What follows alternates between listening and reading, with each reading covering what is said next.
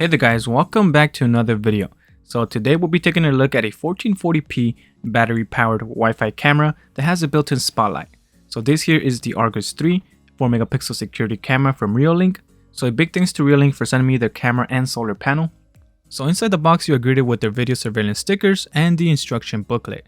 You will also get some accessories for the camera. So this camera comes with 3 different mounting options. So here we have the regular screw mount, and this is the one I'm going to be using to mount the camera on. You simply unscrew the bottom section here and then put 2 screws through the holes on where you want the camera to be.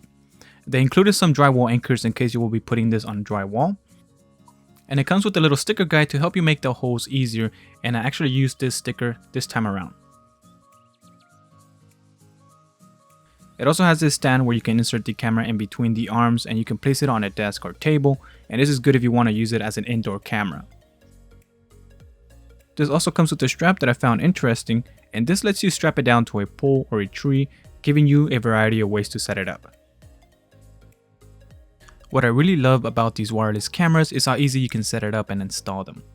The app guides you step by step to get the camera set up with your Wi-Fi network, and you don't need to run long Ethernet cables or power cables to the camera. The only downside to these is that you will need to make sure that you have a good stable Wi-Fi connection. So you might have to buy a Wi-Fi extender if you don't have a stable connection where you are planning to place the camera. My Wi-Fi router is placed in the living room and it's pretty far away from the camera, so my signal is not the strongest, but it's good enough. So this is not the permanent spot for this camera. I will be placing it in the backyard where it has a stronger connection since it's closer to the router. Now taking a closer look at the camera, this has a glossy finish and the camera has an IP65 weatherproof rating, so this will be able to withstand some rain and keep dust out. Now we did get some rain for 2 days about 3 weeks ago and this held up fine, but it's only for a few days. We have to still wait to see how it does in the long run. So on the back here, this has a little flap that protects the micro USB charging port from water, and right below it is the speaker, and below that is the screw thread. On the bottom, there's a large silicone flap that protects the micro SD card slot, and this can hold up to a 128GB SD card, and this is where the on and off switch is located. The camera lens on here has a 122 degrees field of view, and it features 6 IR LEDs for night vision. And the spotlight has a brightness of 250 lumens, and so this gives you enough light to capture most of what the camera is viewing. You can have this set to be turned on automatically, or you can turn it on manually. I have it as a set schedule to turn on automatically after 8 PM when it gets dark, and I really like that it has a built-in spotlight because this gives you a better image quality and good colors at night. The camera is very sensitive, so any slight movement will trigger it. If you find yourself getting a ton of notifications and false alarms, you can toggle this on in the settings to reduce them. I'd rather have false alarms than risk not capturing something, so I left this on off. The notifications will quickly be sent out to your phone. I get a notification within 5 seconds, so it's pretty quick. The video quality on this is sharp and detailed since it records in 2560 by 1440p resolution. The frame rate on this is a little low at 15 frames per second, so if there's fast moving objects they don't look as smooth, but it's good enough to give you information of what's going on. The app has a pretty simple interface that you can quickly learn to use. You get the live view here, and below it you can play and pause the live view. You can enable the speaker and mute it. You can take a screenshot and manually start recording. So those clips will be saved to your device's album. You also get the option between setting the live view to fluent or 4 megapixels. Fluent will give you the smoothest video playback at a slightly lower quality, and this is what you will want to use if you don't have a strong internet connection to the camera. Otherwise, you can set the live view to 4 megapixels, which will give you the best video playback quality. All the recorded videos will be stored to your memory card in the full 2K resolution, and it will also save a copy of it in the lower resolution. So you will have 2 copies of the same videos in different qualities. Make sure you set the playback to 4 megapixels when you download the videos to your phone, so you get the highest quality possible. I keep my playback on fluent since it makes it really fast to scrub through video footage, and then I just download the videos that I want in 2K resolution. Now on the top right, you will see 2 icons, and from here you can turn on the spotlight manually as well as the siren if you need to. Now on the bottom half, you can enable the microphone by tapping on the microphone icon, then tapping on it one more time. You can also quickly search within a video with the middle icon, and this lets you get a cropped in picture of a particular section of the video that you want to quickly check out. You can view the past video events by tapping on the playback icon, and this will give you a list of video clips with a preview of the emotion that triggered the video. Right below it, it has a timeline so you can quickly jump around throughout the video clips captured throughout the day. If you tap on the three dots up here, it will change the layout to just give you a list of video clips. The row of numbers here indicate the day of the month, and this lets you switch quickly between the days. And if you want to change to a different month, you can do that by tapping on the date. So this features AI technology that recognizes vehicles and humans.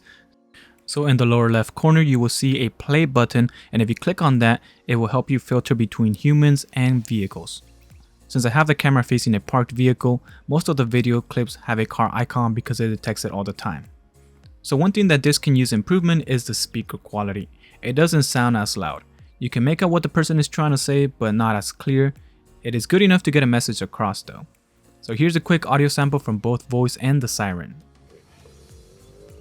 Testing, 1, 2, 3 testing. This is a quick microphone test. So this is what the audio quality would sound like to the person standing in front of the security camera. And this is what the quality is like. But again, this is just a quick test so you can get an idea of what that sounds like.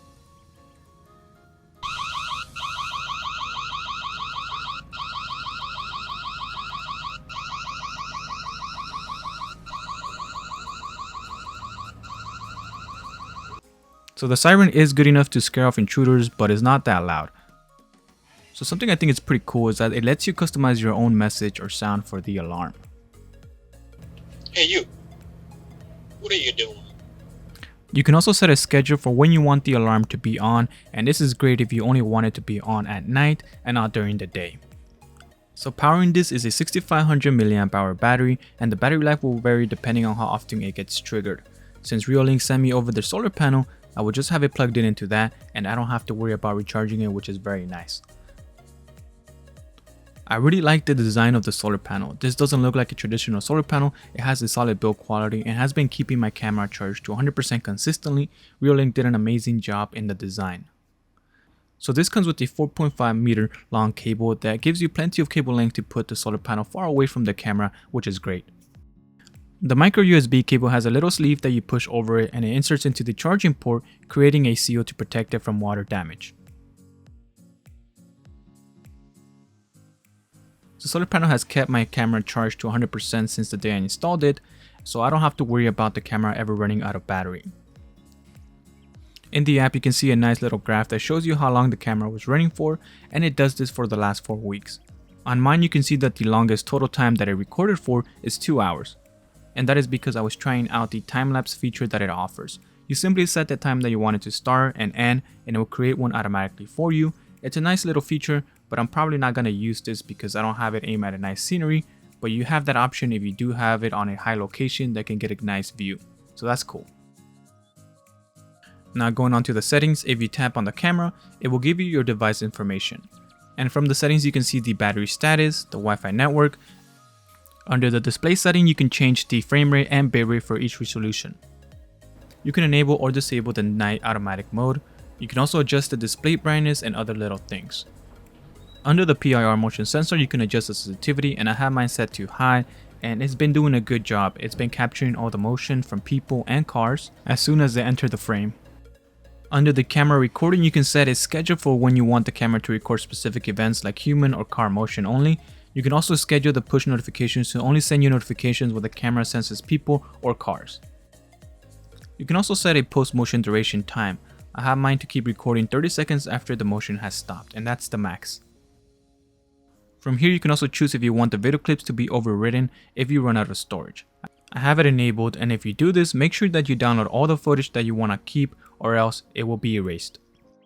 So overall, this camera has some pretty cool features like the spotlight, the 2K resolution, the SD card slot, and I like that you don't need a subscription. So you get all of this for the price of $100, but you can pick this up with a 10% discount that they're having on their website. And you can also pick up their solar panel for $30, which seems like a reasonable price compared to the competition. Alright, so that concludes today's video. Thank you all for watching, and feel free to leave a like if you found the video helpful, and subscribe for more tech related videos, and I will talk to you on the next one.